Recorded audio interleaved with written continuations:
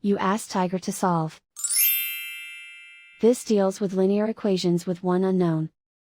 The final result is p equals negative 261/5. Let's solve it step by step. Simplify the expression. Expand the parentheses. Simplify the arithmetic. Group all constants on the right side of the equation. Add 265 to both sides.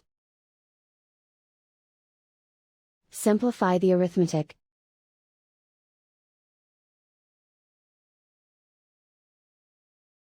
Isolate the p.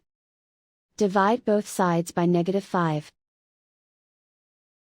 Cancel out the negatives. Simplify the fraction. Move the negative sign from the denominator to the numerator.